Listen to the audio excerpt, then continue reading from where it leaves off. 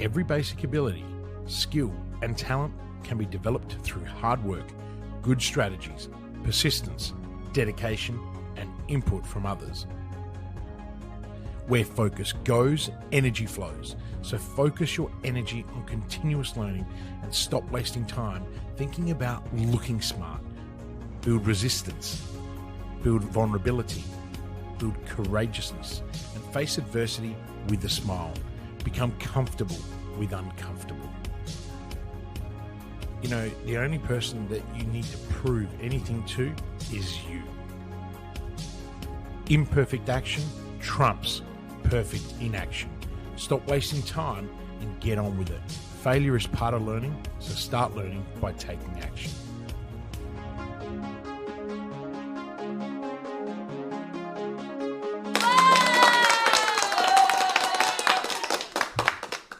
Christian Lavolsi, welcome to the hot seat. It is Wednesday and happy Valentine's Day. Happy Valentine's Day. That's the day. Do you celebrate Valentine's Day? Yeah, we did. I had a couple of calls this morning while everyone was sleeping, and when I woke up, Lucy had boiled me a couple of eggs so I could eat the egg yolks. Jamie in Ireland has me on this crazy diet at the moment. I won't go into it, but it's as I say. So yeah, no that, and then we give ourselves presents and cards, and then the children participate with demonstrating their love and affection with big hugs.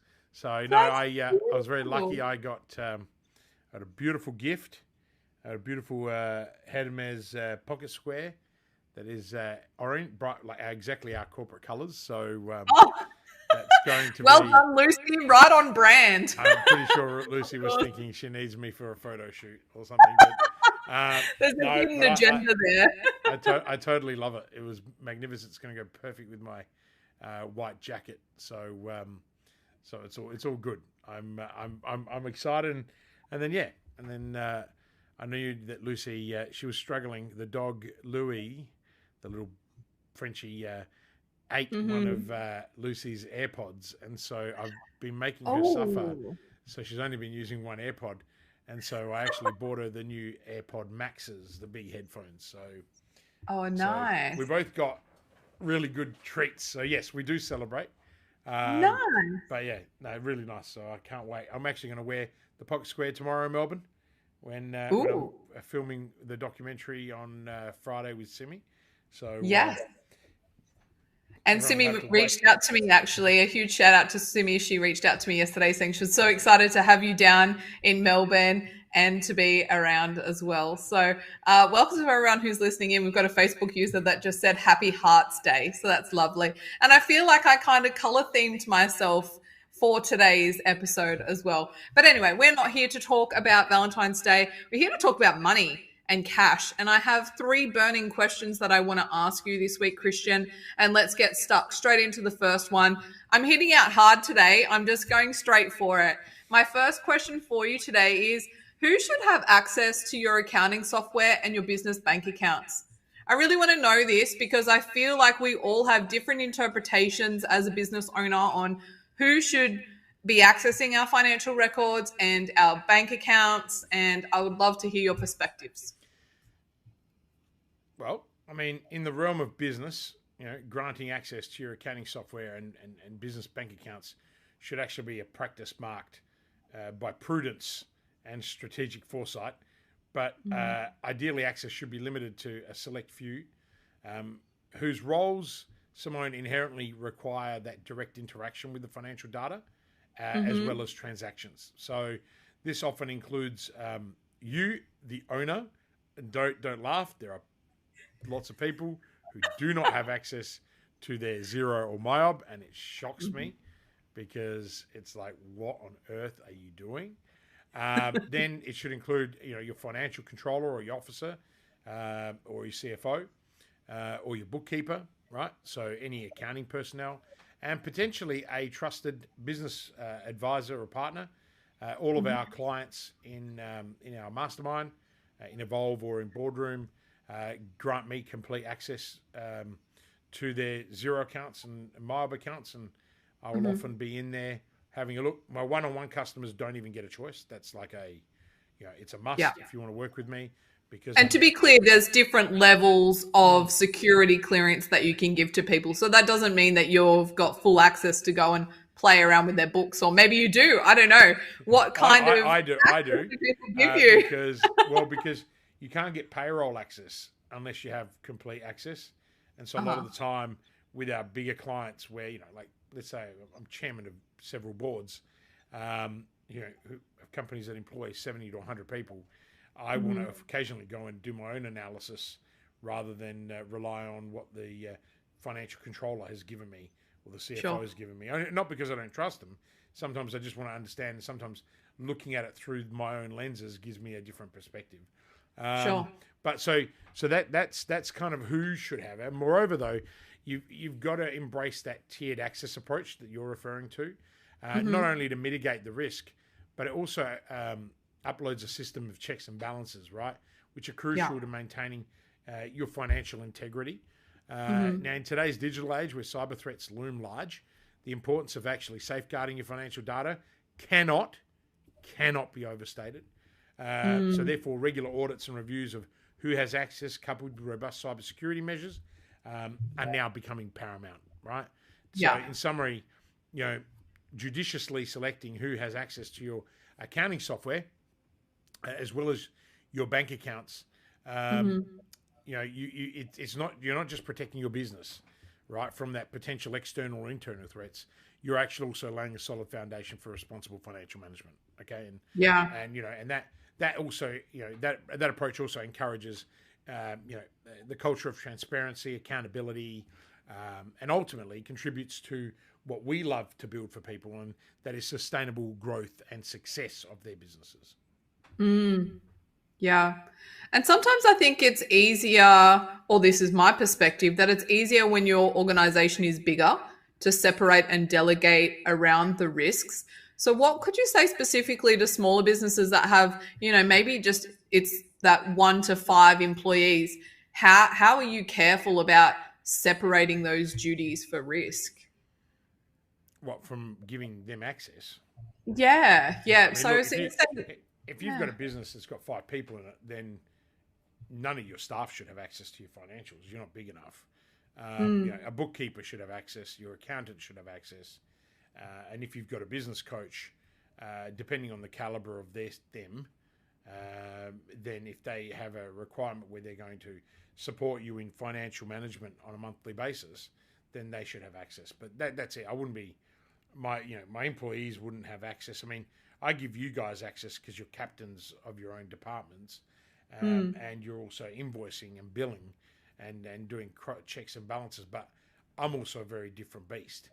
I build a lot of trust in the team, and and again, there's only 3 people who fundamentally have access to that, and you all have your own passwords, and they're the only passwords that no one else knows.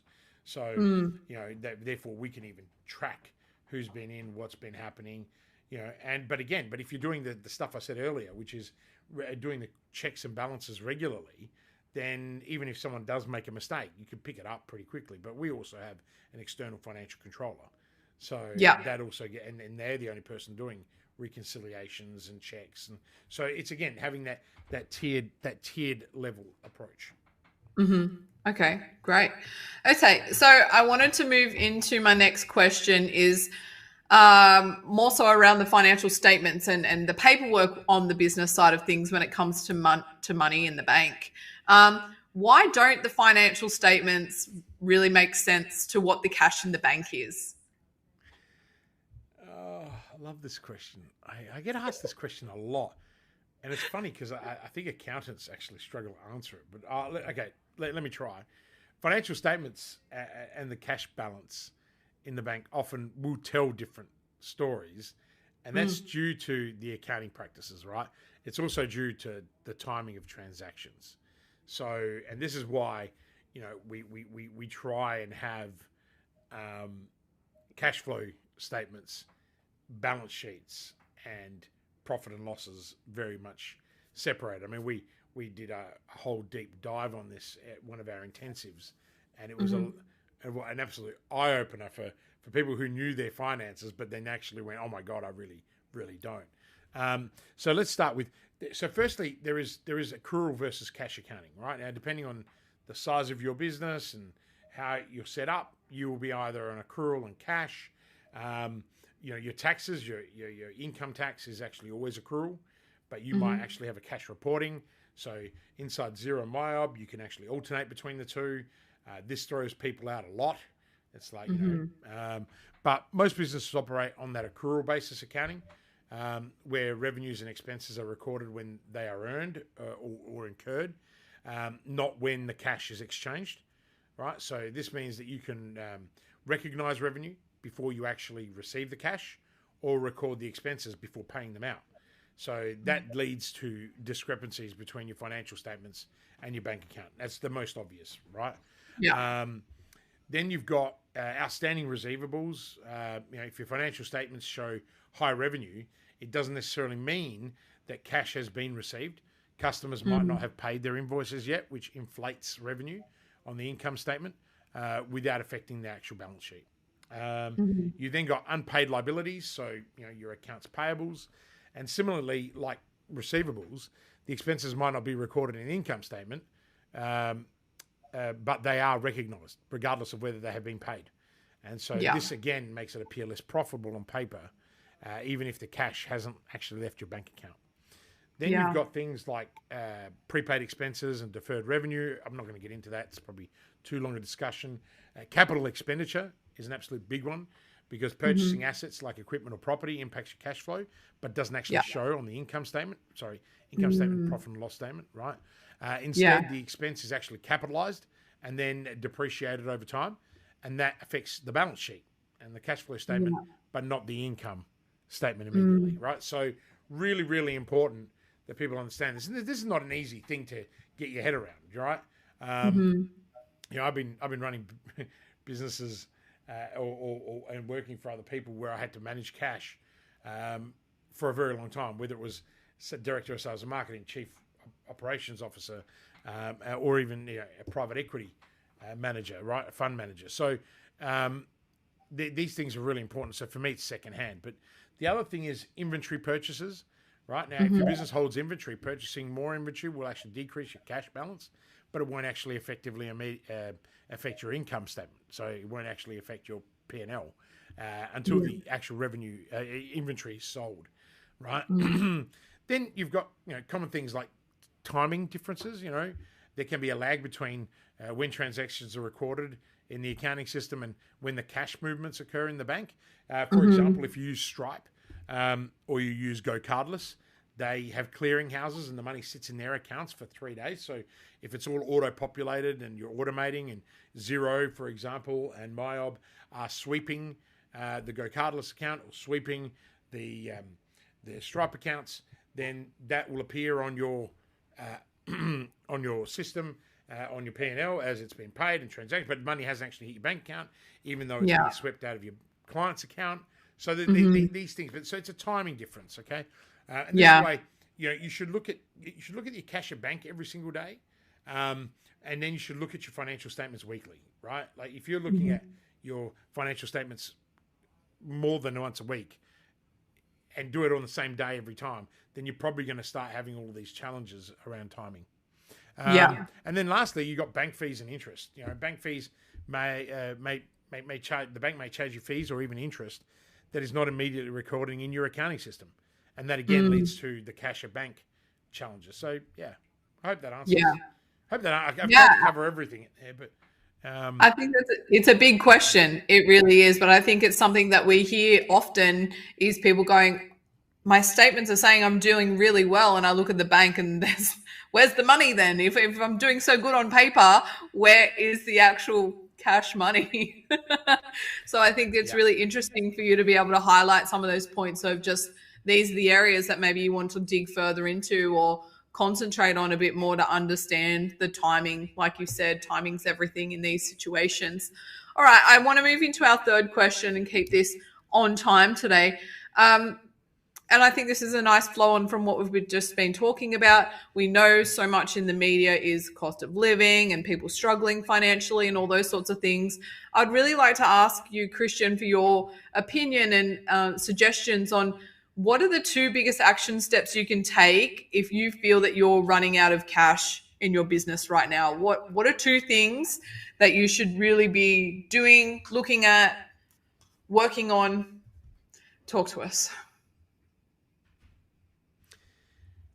Look, if you're currently in a cash crush or in a cash crunch, then you need to take immediate and strategic action, right? Because you've got to navigate out of the situation effectively.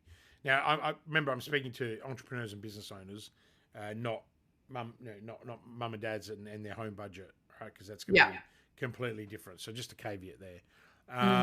So what you got to do is you actually got to identify your immediate cash sources. Right, that's the first thing that I would be doing. And when I was turning around companies, or we'd acquire companies and then turn them around to sell them, this is the same steps that I would take. So I'm just gonna walk you guys through these. So one, immediately identify the cash sources. So you review your accounts. Start with your accounts receivable to identify overdue payments that can be collected quickly, and then prioritize these collections and reach out to all the clients or customers to expedite those payments. Because if you're in business, if you're going through a cash crunch, the likelihood is so is your suppliers, right? So are your customers, which therefore means you need to keep your trading days very, very narrow to your advantage, right? So then what you got to do is, and this is my favorite, whenever we used to acquire companies to sell them, we would go in and I'd just pull apart all the non-essential spending. I'd say to the chief finance guys, I say, okay, I want you to go through and I want you to cherry pick everything out that doesn't need to be there. Why are we spending? If it's not making us money, I want out. I don't care. I don't care if it's a J curve. I don't care if it's a future expense. Nothing. Just remove it, right? And give me a list. And often you'd find 5, 6, 7%. Now of a couple of $1 million business, trading business, that's significant money. It's $100,000, right? Yeah. Normally these businesses that you're buying are losing about $100,000. So you can go in and the owners are too caught up in it to actually do this exercise. So we go in, bang, immediate, right? We normally collect money from people who haven't paid for a long time, and then uncover that those people were unhappy and something else. So then we can remedy that, right, and then rebuild that relationship, right? So, so that's a simple one. So what you do is you conduct a thorough review of all your current expenses, and then identify all the areas that you can immediately reduce costs. This might involve delaying non-critical projects, reducing any discretionary spending, or even renegotiating any terms that you have with suppliers to extend the payment periods for yourself, right?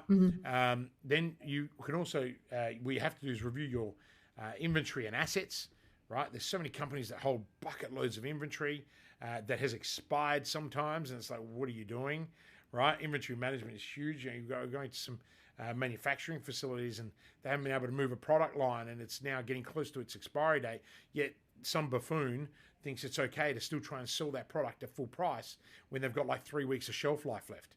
And it's like, mate, grow up, right? Pricing is an exchange. Go out and flog it quickly and make people aware that, hey, it's got a 3-week shelf life. We're going to get rid of it 50% off, move it. Because once it's expired, it's done. It's rendered useless. You can't do anything with it, right? Yeah. So they're the kind of the other initiatives that we would do. And additionally, you evaluate all the non-essential assets that can be sold without impacting your operation and core function. So I remember once we went into a company, we acquired it. I was part of the investment team. There was 5 of us. We bought it. We paid $1 million there or so. We knew exactly before we bought it, by looking at the financials, all the shit we weren't going to need by lending out this business. Well, we pretty much paid out the loan on that business, on that company, by eliminating all the assets that we had in this manufacturing plant, and we sold it as secondhand goods and paid our loan off just like that. Right? Yeah. So all of a sudden now we were at net zero, and then we reduced all the costs. Everything I've said that we did, we reduced them. We found 11.5% of savings. Now we had operational cash flow, and we ended up selling that business for an undisclosed amount of money, I won't say, but let's say the return was more than 5x. And we did that in less than 13 months. So not a bad return for 5 blokes. So, pretty straightforward. So then what you want to do is the other key thing, the step that you want to do is you want to secure additional funding. Okay. Now, even when we don't need money, I always have a line of credit ready. Okay. This is all part of the risk mitigation strategy around cash flow. Now, if you're currently experiencing cash crunch now, you're behind the 8 ball. Going to your bank is probably not going to be great, but there are so many sharks out there prepared to lend you money. Be really careful. Those interest rates are 22 to 25%. They sell you the dream that you can have the money in 24 hours, and please don't go borrow that unless you absolutely desperately need it, because paying it back is going to send you broke, right? Unless unless you're using it as bridging finance. And we'll go into that maybe another day. But so the first thing is you explore emergency funding options. So, if you have a great relationship with your bank, contact them or any other financial institution to discuss what's available, particularly in that short-term financing option. So, like I said, a line of credit, even short-term, even an overdraft. A lot of people don't have overdrafts. I don't have an overdraft. I have a massive cash reserve that we keep for each business that compensates us for 6 months worth of wages and operational expenditures. Now, that's all well and good. I've been in business a long time. I've been able to do that. But everyone should work to that. Everyone should aspire to that. And people go, oh, well, that's great. Yeah, but you've already stuffed up your business, right? That could be really challenging. I'm talking to the dreamers and believers out there that are building their businesses and have built great businesses. I mean, that's always our ideal client, right? That's why I'm finding it a little bit hard to talk about this, because it's like it's stuff I just don't do anymore, right? Because you kind of make a decision to work with the best. So to take the good people to become great, not to take the bad people and rescue them so they can go be bad again, right? And by the way, that's a pattern, because a lot of people don't learn from those initial lessons. I learned from all of my lessons, but I always would argue that I was always very good at what I did. I just got my ego in the way and made mistakes and just made poor decisions, and it's called naivety and youth, and we all do that, right? And so you got to be given a second chance. But I see a lot of people making the same mistakes every single day, even when I give them advice. People I meet and they're like, "Oh, Christian, I can't afford to work with you, but what advice would you give me?" And I give them a piece of advice, and I see them in the street 3 months later, bump into them. "Oh, how's it going?" "Oh, no, I shut down the business." I said, "Did you do what I told you to do?" "Yeah, no, I didn't think it was for me." I said, "You shut down your business." That kind of stuff baffles me, right? Like, even we get so many people writing to us, and thank you to all of you who write to us and say thank you for the hot seat. Thank you for your podcast. It teaches me so much. I know people that, and we've probably got to stop this, where we give away so much education. I just can't help myself, because I love being able to share with people what I know, in order for them to live their very best life. But there's so much information out there. You've got to be careful not to get the misinformation. But when you do get it, like some of the questions you ask me, they're coming directly from, our 40, 50,000 followers on LinkedIn, right? Yeah. So what is it, 40,000? 40,000 followers on LinkedIn. So, it's not like stuff I'm making up. It's not stuff you're making up. You're asking me these questions from the polls, and then so we can give people back that information. And hopefully, for those of you that are listening who get inspired by it and go, "Oh my God, I kind of need someone to help me," then maybe you might give us a call and we can walk you through some of the things that we can do in order to help you create meaning, wealth, and freedom. Right? Now, I should probably get back to the point. So the other thing you can do is you can go chasing government aids and grants. Now, I strongly encourage you that if you're affected by bushfires and floods and the governments have grants, you chase those, because they're pretty easy to access. Don't be a martyr who thinks, "Oh no, there's someone out there that deserves it more than me." That's not the case. I used to be that person, and I missed out on bucket loads of money, like through COVID. I was an idiot who never even applied for anything, and was like, then it clicked to me, why am I not? Everyone else is. And then you read all these stories years later that companies that were profiting took $2-3 million of JobKeeper payments. I'm like, that kind of pissed me off. But at the same time, I still wouldn't change my integrity around. I was very fortunate. We were making money. I didn't need it. But there were some other grants that I should have probably gone for. Business grants, not all my companies were performing excellently, but I just always looked at it when someone else needs it more than I. And now I'm one of those people paying for it in excessive taxes, and now they don't even want to give us stage 3 tax cuts. So, I mean, it makes you wonder why the world has become the way it is. Like if it's the fear of missing out, and then you realize, well, now I missed out and I'm paying for it. That kind of doesn't make sense. Yeah, I think they don't give you a gold medal at the end of the day, do you? They don't. There's no gold medal for not taking the assistance when the handout's been given. Yeah, that's and right. I think the interesting takeaway from that is just we panic quite often, right, when we get into these situations, and then we make really bad decisions. Yeah, I mean, people panic all the time. I mean, you've now known me for a long enough time. Bonnie certainly. I never panic. I mean, you could drop a bomb very close to me, and I'll go into it. My whole world slows down, and I just see things really slowly. And I guess that's my superpower that I've developed over the years of running so many companies, helping so many people. Just being able to support them. But one of the biggest things is during that time, your resilience kicks in. And I always say, I mean, we had someone that made some decisions, and I was like, well, why did they do that? That doesn't make any sense. That's just going to lead to burnout. And why? Because people panic, right? They panic and they go straight into that mode of, oh crap, I've got to make this decision. I've got to make it now. Well, actually, you don't, right? Like even if someone decides they're going to sue you, you still have 30 to 60 days to be able to think. So don't do the first thing that every person wants to do, and that's write a letter of apology. You imbecile. You've just actually, by law, agreed to whatever's been written to you. Go out and get legal advice. And if you say, well, I can't afford it, mate, you can't afford not to, right? Like this is the thing. Or get some advice from someone you trust, right? Generally, the people that you can trust will give you the same advice of someone that you paid, right? So just keep your ears open. But just the last thing, if you've got a really good business that's in a cash crunch, and this does happen, okay? Really good businesses who are burning through cash in order to grow and scale, then you can actually go out and engage investors and other stakeholders, right? Don't look at your existing investors. Public listed companies do this all the time. They run out of money, and I'm an investor in a gaming company called Mighty Kingdom. The board royally screwed it up. The management team haven't done a better job about it. A couple of other shareholders have tried to move in to try and do it.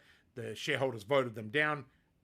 Insane, right? Like only because how do you trust the current regime that's wiped, $30-40 million off the balance sheet? My investment is down 74% or something. Actually, I think speaking of that, there's an AGM tomorrow, which hopefully it's tomorrow. I hope I haven't missed it. But but they go out and rally cash constantly to fund their issues and mistakes. Now, public companies tend to get away with this a lot more. Private companies, we don't have that luxury. It's our money, right? We can't just go and grab shareholders' money and burn it and then not even be accountable to it. Like, oh no, we've got to look after all of our employees. Mate, there's no employees to look after. Your primary job as a director of that company is to care about your shareholder. That's your fiduciary responsibility. And I was hoping that I could make it to one of these meetings to actually tell them that and remind them that. As an experienced chair and independent director of companies, that's my sole existence, right? I know that sounds horrible. It's not there to look after the employees of that company. That is the captain of the ship's job. That's the chief executive officer's job. But as a director, right, your job is to actually look out for the investment of your shareholder. That's your only function, right? And to set the culture and the strategic direction. And you can't do any of those three. Then, in my opinion, you should resign. Have some dignity, right? But you can't. We in private sector, and I think this is where my passion comes from. In the private sector, we can't just do that, because if I do that and I tap someone let's say I go to one of my investors might be my mum and dad, and I go, hey, listen, I've just blown $1 million being stupid. Can you give me another $1 million? Oh yes, son, I love you. Here's another $1 million. Go blow it. Right? But that shit happens all the time. So, but what I want you to do is engage your stakeholders, and sometimes your stakeholders might actually be your people. Okay? Because they are your stakeholders. And if you've got a really great business and all of a sudden all you need is a little bit of capital investment, go and approach your management team, your captains, and say, hey, do you want to invest in this? Because remember, it's about growing the pie, not cutting it. Right? Yeah. And that's what a lot of people get wrong. And so there's another option that you have when you're fueling cash. But a lot of the time, your emotion gets in the way, Simone. And so people go, oh, no, I don't want to give up my baby. It's not your baby, right? Businesses are not your baby. Oh, my God, here we go. The rant's on, right? Businesses are not your baby. You are the mere custodian of a company, right? As a director, you are just the custodian of that company, right? It's not your baby, right? Okay, it's your job. This is going to be a whole nother episode because like there's so much to unpack in that because everyone feels like their business is their baby. No, it's the biggest bullshit, right? Like I used to say that too, and then I realized that they're not your baby, mate. If I've had companies that I've had to close down, right? I wouldn't close down my child, right? Like it doesn't happen, right? So you've got to understand that there are complexities in place that have to be managed, but it's not your baby. You cannot have that level of emotional attachment to that business. And this is why I believe that, I think, Adrian says it really well. Everyone needs a bit of Christian Lavolsi in their life. But it's not just the Christian Lavolsi that you need. You need someone who's going to tell you the bloody truth, right? Your business is not your baby, right? You got to remove yourself from the emotion. And my big clients, I'm so grateful to them. I always say to them, you give me the best job in the world because I get to sit in the ivory tower overlooking everything. Right? And so I don't have to have the emotion that you do. But when I say to you, hey, stop being emotional, this is what I need you to do, you shut up and you listen because you're giving me this very privileged position to sit up the top. Now, if you are incompetent and you want to pay me bucket loads of money and then not listen to me, then I'm not your person and I normally resign. Now, that hasn't happened in many years, but because I work with very, very brilliant people, as you know, and I'm very blessed to be. I learn so much from them on a daily basis, but we learn from each other, right? Yeah. So it comes down to if you're going to have advice, then you got to listen to the advice. And if you're going to have lots of advice, Karim Bokta, if you're out there from the Bokta method, right? Stop listening to too many people, right? Karim's one of our amazing clients. He's grown through customers on demand, and he's in Evolve, and his business is booming. He's been TEDxing all over California and the world. He's a business hypnotherapist, but I call him the Hypnotic, the movie. But we say, have you been Bokted? But I always say to Karim, you are one of the most amazing human beings, but you don't need to listen to too many people. And slowly over the years, he's been slowly starting to creep that back. And the thing is, it's a tough decision to make because if you genuinely want help, then you want to reach out to as many people, but there's only a certain amount of divergent thinking you need, right? And if you can find someone who has a lot of emotional intelligence and a lot of a reasonable IQ and a lot of experience, then you don't need to go out and source 10 million other people. That might sound like, hey, Karim, you should only listen to me. No, when it comes to stuff around business, you should listen to me, and potentially when it comes to marketing, right? Because when you listen to too many people, then you get conflicting messages, right? And I know because I made that mistake when I started. I had like 8 mentors, and all of them were brilliant minds. Almost all of them have Order of Australia medals for business now, right? Everyone but one, I think, right? One was a Reserve Bank chairman. These were people that when I was a 30-year-old boy, I reached out to them and they mentored me, but I was listening to everyone. So I wasn't listening to anyone. Right. And so, it wasn't because they weren't helpful. They were the best of the best. I was very lucky. Right. And, it was about just going, okay, who do I choose to listen to now? Right. And I still have a couple of those guys that I still listen to very, very closely, and intermittently for different reasons. So, but I think that kind of, I guess the key is you got to learn from the experience, but you got to learn from your experiences, but also then implementing better cash flow management practices for your own business in order to prevent the similar situations happening in the future. So all of those things that I said, because I've practiced them over and over again, we do them all the time.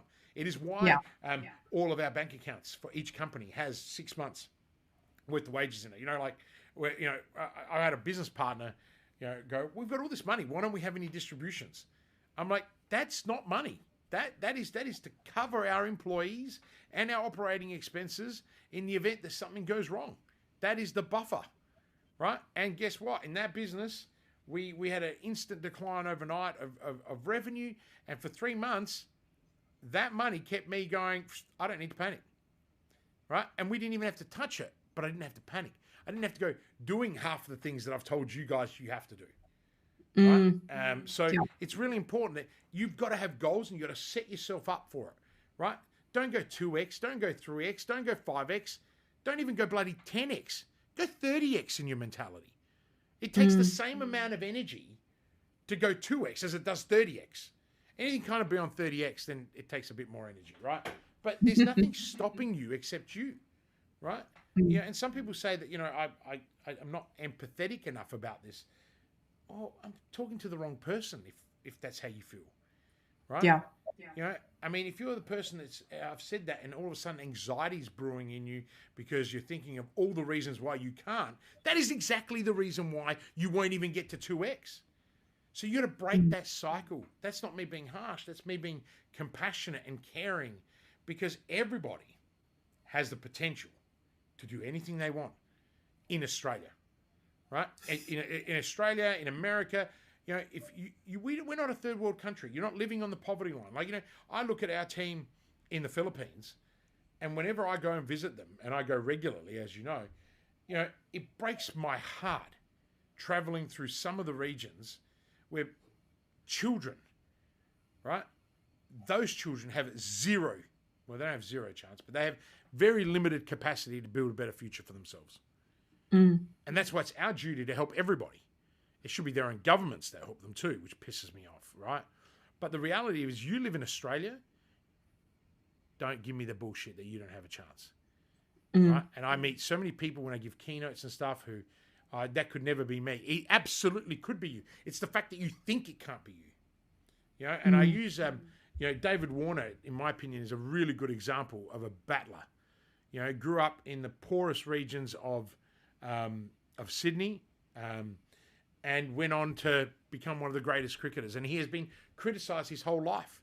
And why? I think because Davey Warner suffers from imposter syndrome.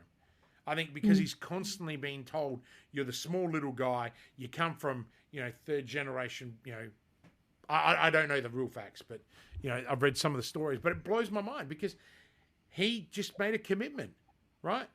And he's made a commitment, and yet we give this guy a really hard time all the time. And it's like, mate, just give the guy a break. Yeah, he might say some stupid shit, and he might do some dumb things, but don't diminish his talent, right? Don't diminish the amount of hard work, the growth mindset he's had to have to get out of that situation. And what I say to people, I got another mate of mine, we'll refer him as Hutto.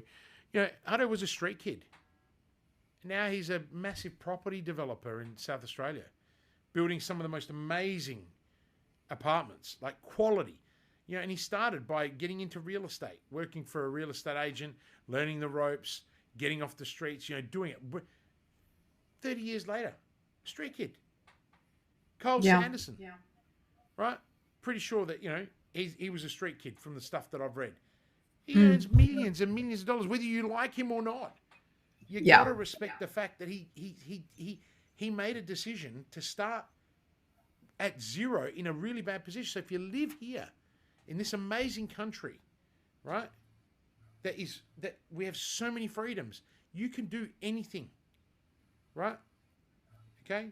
And when you think you can't, think of the people that genuinely can't. And give yourself a serious kick in the ass to say, I can, right? The challenge that we have as a society, Simone, just like cash flow management, is we don't get the right advice. We don't get the right guidance. I'm not your guru, right? Like I'm just who I am. And I'm not going to change who I am. I've never have, right? I'll transform as I have to, because I'll take criticism and advice. But there are things that I'm deeply passionate about, and that's one of them. I genuinely believe that anybody can learn from others.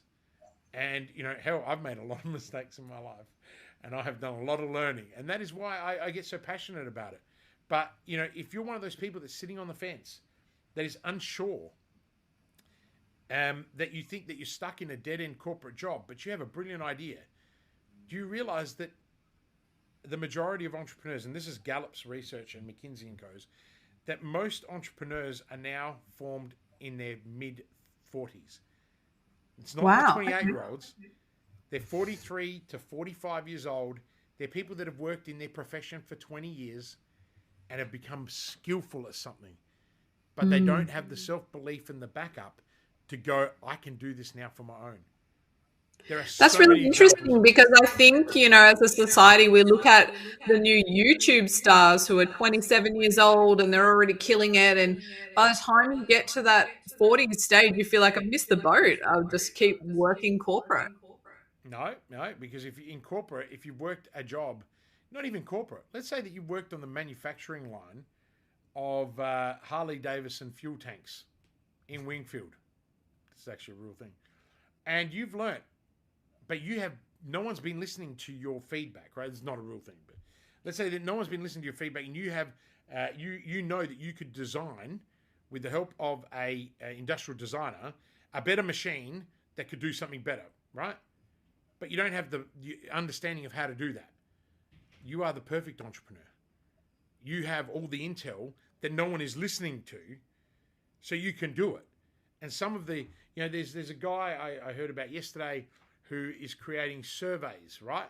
Because he'd been working in the survey industry for 20 years, but no one wanted to listen to his ideas. So he said, bugger it. I'm going to go out, raise some money, and I'm going to go do it. And he's doing it, and they're $1 billion business. Wow. $1 billion business. So if you think you can't, then you've already lost, right? And this is where, we've made a very clear decision in our organization. We're not going to work with all business owners anymore. We're going to only work with entrepreneurs, right? An entrepreneur isn't someone that's already making their money. It's someone with a mindset. It's the person that's prepared to test and learn and fail. It's the person that's prepared to learn, decide, and then act, and then keep going, right?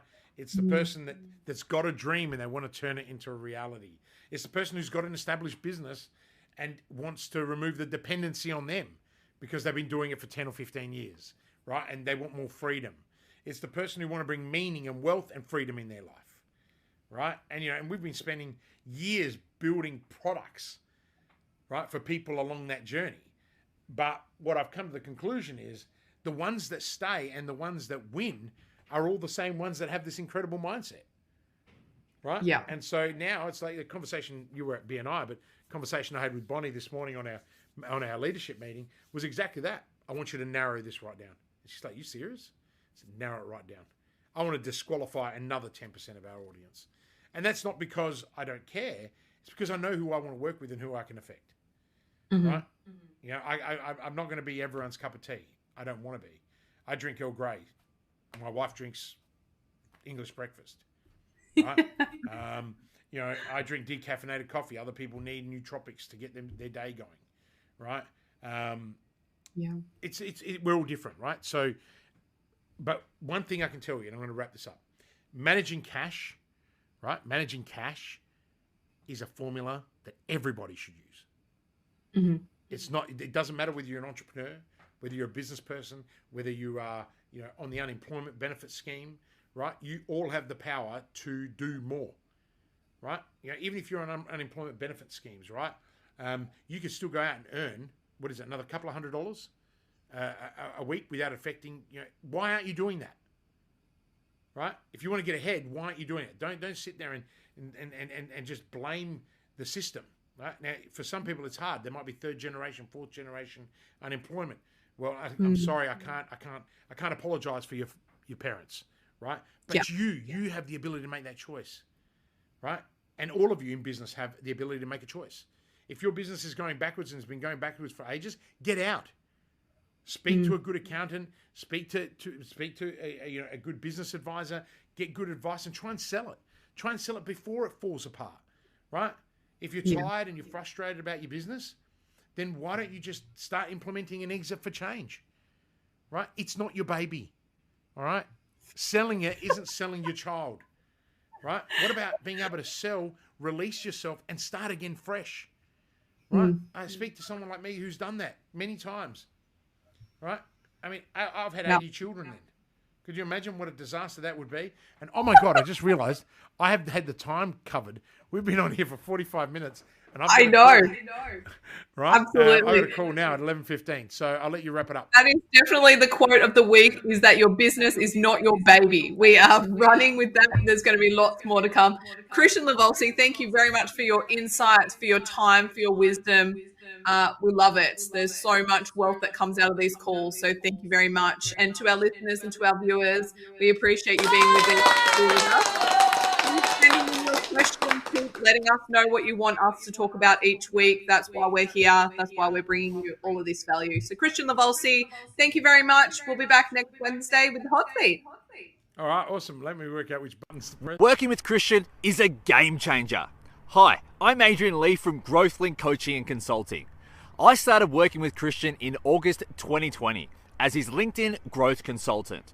We worked together on his LinkedIn brand for about 12 months before becoming business partners in Growth Outsourced late 2021. Christian is a hidden genius. He helped me break through a significant financial target by restructuring my growth consulting online business offer. I don't know of any one person who can give you so much focus, clarity, and structure to live your purpose and get shit done. He holds you accountable to your words and gives you the tough love when you need it. I love his no BS approach to business and life. Everyone needs a Christian Lavolsi in their life. Do whatever you have to work with Christian. This is just the beginning for us, and I am super pumped to continue growing together. Thanks again, Christian.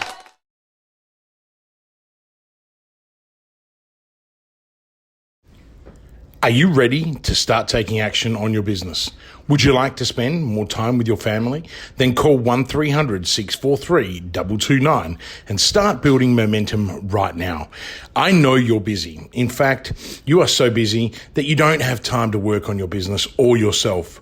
Often tossing and turning at night, worrying about the how-tos and the cash flow. How on earth can you possibly get off the hamster wheel so that you can take a helicopter view to see where you'll be in 90 days, 1 year, or 3 years from now? In this program, I will take you from sleepless nights to blissful sleep. You'll have more time with your family and you will have the clarity and direction so you can grow and flourish. Call 1300-643-229 now and start building momentum.